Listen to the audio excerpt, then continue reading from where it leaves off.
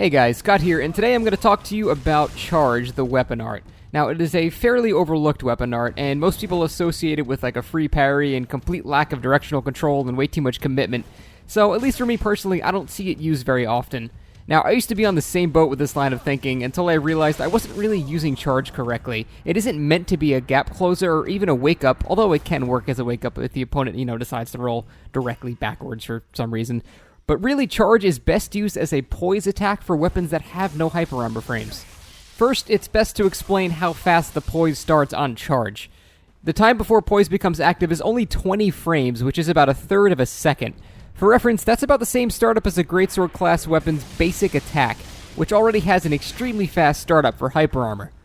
Now, for weapons with Charge that already have hyper armor, the usefulness isn't as high.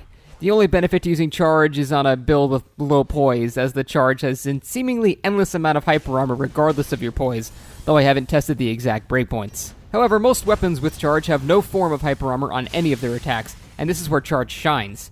Generally, your opponent is not going to think twice about you poising through any hits if you're using something like a halberd or a spear, and it's this surprise that makes Charge so powerful. Even if the opponent knows about Charge's very fast hyper armor, it still forces them to play in a different playstyle, and they can no longer be remotely greedy about their hits.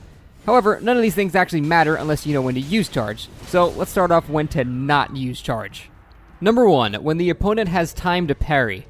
There are exceptions, but if you're facing a parry-hungry opponent and he has something like Assess This out, it's not recommended that you charge until he puts it away. Now, if he's forced to play one-handed, this might end up benefiting you regardless, because maybe he has a weapon or a build that requires you to two-hand your weapon, or it's much better if you two-hand it. Really, the main counter to Charge is actually a good sword and board user, because he can always parry, and he can always have a one-handed weapon with basically full efficiency. However, you can still use it on them, you just need to know that they're not going to parry. If they're mid-attack and they're right next to you, obviously they're not going to be parrying by the time you've begun to stun them, so you need to gauge when you think you can use it and when you can't, but generally, if you're just starting off learning how to use this, it's not recommended that you charge anyone with a parry tool out at all. Number 2, if the opponent has shown himself to be laggy. Now, because Charge relies on stunning the opponent on the first hit, you can't charge a laggy opponent because he won't register the stun quick enough. This will cause you to hit him and then kind of glide past his side, and then he'll get stunned. It's dumb, I know, but that's Dark Souls for you. Number 3, when your opponent is far away. It may seem like a great gap closer, but don't charge when the opponent is at max range. They'll just see it coming a mile away, and it'll never hit them. Number 4, when the opponent has a massive hyper armor weapon and poise. Because Charge relies on the first stun to connect all of its hits, don't attempt to charge into something like Ultra Greatsword or Great Axe R1 spam. You won't stun the opponent and you'll go flying right past them while also probably getting hit in the back with the second R1. So next, let's look at when you actually should use Charge. First off, when you're right in your opponent's face and you know they're going to swing. Now, it may seem counterintuitive to use such a long-range attack when you're basically touching someone, but this is the best way to minimize the chance your opponent has to react to it. Study your opponent for a bit and see what happens when you get right in their face. Take the first opportunity to just simply see their reaction and roll away to safety. If they were aggressive, the next time you get in range, use a charge as they expect to hit you before you can do anything. Next, anytime you would hit a successful parry. Think of Charge like Assess This in your offhand.